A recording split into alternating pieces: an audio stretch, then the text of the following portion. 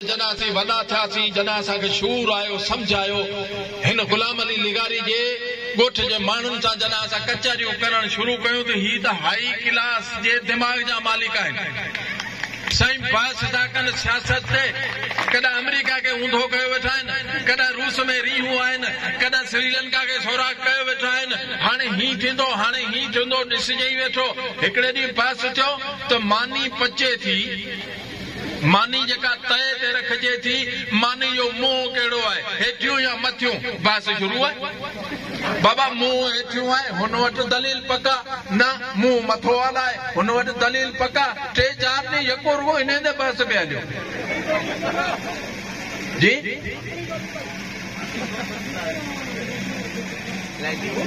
इहो रुगो बहस पिया हलियो। यार खीर में लीमो त न विझ विच में। जोगी मुरली पे वजाई, पोइ आवाज़ निकिरी वियुसि, निहारे चई या तूं वॼी या मूंखे वॼाइण ॾे, या हूं ॻाल्हायां अब्दुल लतीफ़ ॻाल्हाए। बहरहाल मुंहिंजो वॾो आहे, दड़का ॾींदो, असीं हिननि मां सबक़ पिराईंदासीं। बाक़ी तव्हांखे हिकिड़ी ॻाल्हि ॿुधाए छॾियां, स्टेज वारे सां न ॻाल्हायो, हुन वटि लाउड आहे, सभु ॿुधनि था तुंहिंजो आवाज़। इहे 2 कन 3 ठोड़ इहे ॿुधंदा।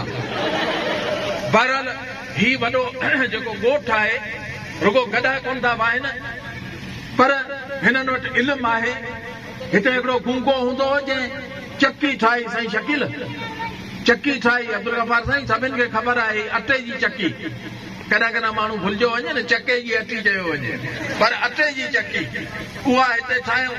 हिते हिन ॻोठ जा वॾा शाइर, नाना वलण वॾो शाइर, हिन ॻोठ में मोहम्मद मोकमदीन जो वालिद उहो शाइर, मतिलब आहे त मामा उस्मान उहो बि शाइर, चाचो महमूद नोटनी जो शाह कारीगर। ऐं हिनी ॻोठ थोरे ई पंध ते मूं हिकिड़े हमरा खे ॻाल्हि कई त मौलवी मोहम्मद हसन, हुन वटि वॾो इल्मु आहे। मूं बहस करे तंग कयो, मूंखे जवाबु हुन ॻोठ वारे हिकिड़ो ई ॾिनो, अॻे इल्मु आहे पर अकुल कोन सी। आऊं परेशान थी वियुसि, ही जवाबु कहिड़ो ॾिनो हिन मूंखे? फारसी जो साईं मौली साहब वॾो शाइर माहिर आहे, उहो बि तव्हांजे असांजी बिरादरी जो पंहिंजो आहे। मतिलबु आऊं हिकिड़े ॻाल्हि उहा थो करियां त हिते अहिड़ा हर फन मौला आहिनि। जान मोहम्मद